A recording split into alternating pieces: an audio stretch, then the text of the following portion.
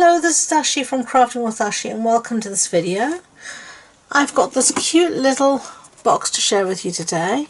It's a pizza style box and you can see it says limited edition and then it holds 4 little tea lights, and you can see you've even got an insert beautiful paper here. Now this is Rich Raspberry and it's the Wonderful World Designer Series paper. Now I'm still going to use the Wonderful World paper, but a different pattern, but we're going to use a different colourway this time, Awkward Oasis, and you can tell me whether you prefer the Rich Raspberry or the Awkward Oasis. So let's get started. I have a piece here, as I said, of Awkward Oasis cardstock, and this measures 5¼ inches by 9½ inches. Now on the 9½ inch side, the long side, we're going to score at 1 inch. So just make sure I didn't jump the track there. 1 inch, 4¼ inches, 5¼ inches, and 8½ inches. Okay. But all these measurements will be on the blog post on my website, and you can find the link to that in the description box below. So now you're going to turn it to the 5¼ side, and you are going to score at 1 inch and 4¼ inches. Okay, and that's all of your scoring done. So let's get rid of the scoreboard over there. Now we're just going to fold on all of our score lines.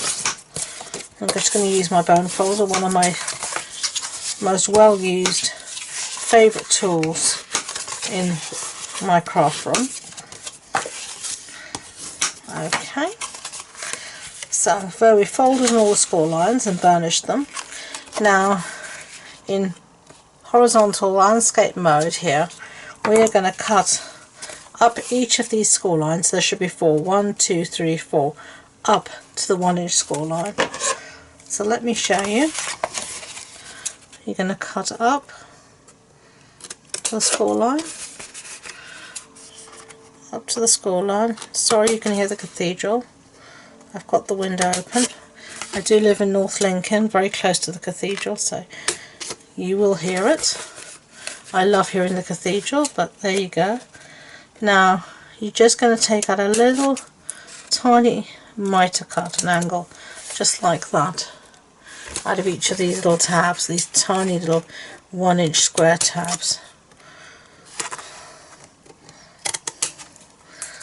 Okay, I'm going to do that like this, and we're going to do exactly the same thing on the other side.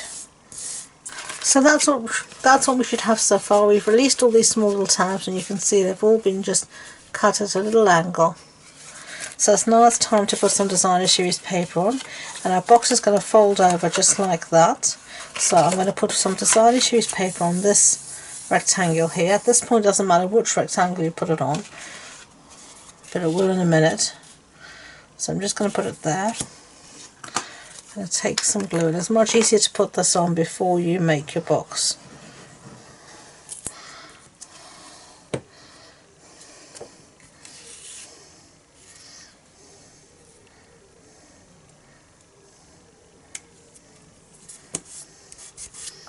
Just like that,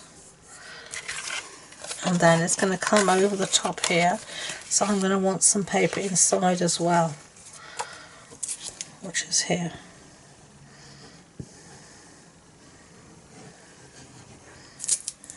Okay,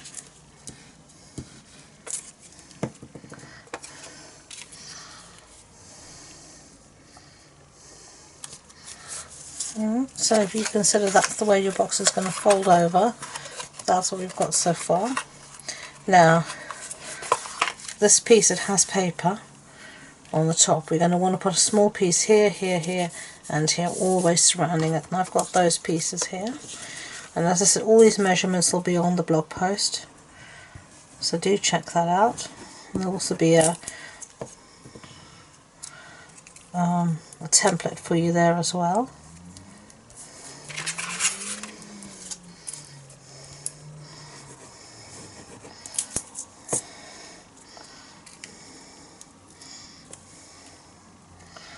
Okay. And if your paper's directional like mine is, just make sure you're putting paper in the right direction, which is always towards the base of the box for these little pieces. Okay, last but not least, I should have said this is the Wonderful World Designer Series paper. I'm not sure if I said that to you already. It's a gorgeous paper. And it's a freebie I got in celebration. So now we can start to build our box. So I'm first going to put some glue on these two tabs here at the top. And I'm just going to fold this over, bring these two walls to meet each other, making sure we keep everything straight and lined up. So you can see, just going to bring this up. And that's when that cutting a bit of the angle helps, in case your scoring wasn't totally accurate. Okay, and then I'm going to put a little bit of glue on the top here as well, and the same thing, just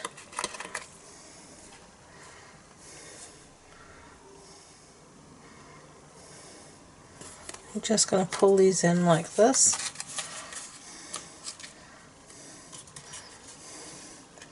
Now this is your base, so your two little center tabs are going to want to tuck in like that.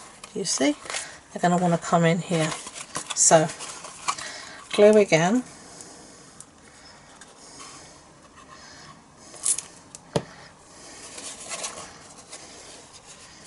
And just again keeping everything straight. Bring it up. Sometimes it's easier just to show you than to try to explain it.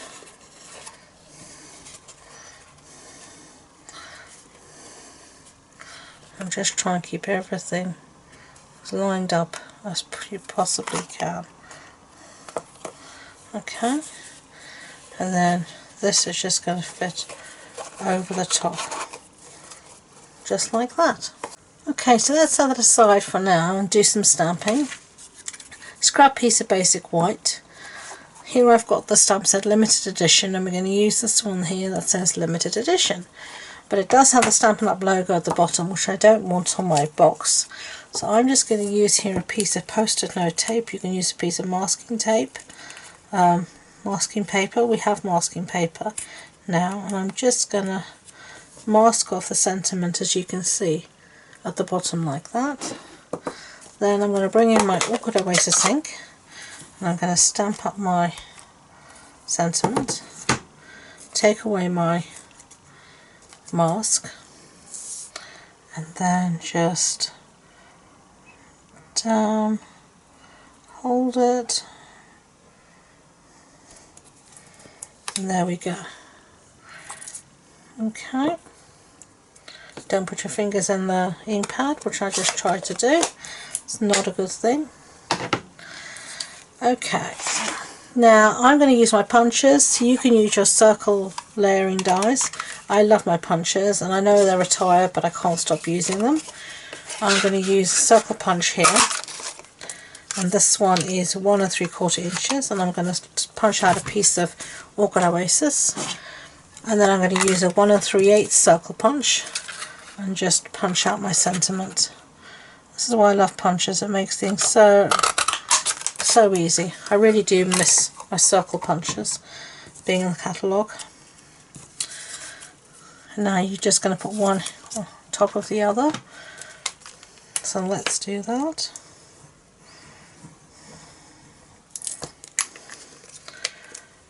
Okay.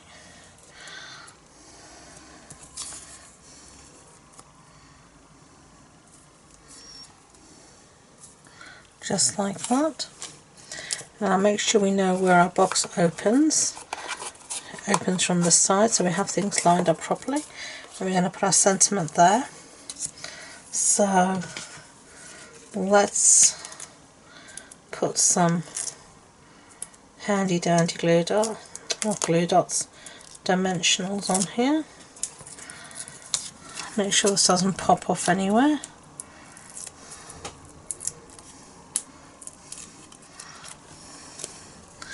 get rid of those backings. I'm just going to put that in the centre there, just like that. And then with this one I thought maybe we could add a little bit of ribbon. Because we do have the matching ribbon for this one, and this is the Awkward Oasis metallic woven ribbon, and we're going to attempt to try a bow, which we're not doing a very good job of at the moment.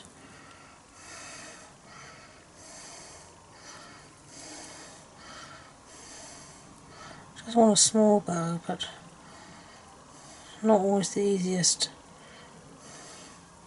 Sometimes it's easier said than done. That's going to have to do. Cut off trim the tails.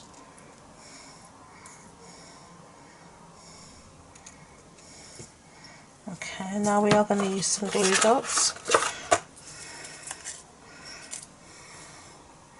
just to put our ribbon down. Now where shall we put our ribbon?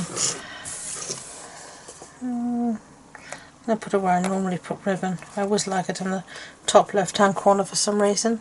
So there are two boxes. Awkward Oasis, Red Raspberry. You can tell me which one you prefer. So I hope you enjoyed this project. If you did, I'd be grateful if you could give it a thumbs up so YouTube know, and please don't forget to subscribe to future videos.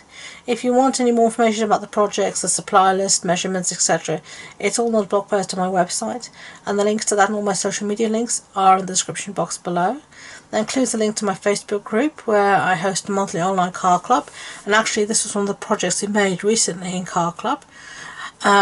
So it's an online event that happens in my Facebook group once a month. So if you're interested, do come and check all of that out. You can find all the details on my website. So thank you again, and until next time, enjoy being creative. Bye.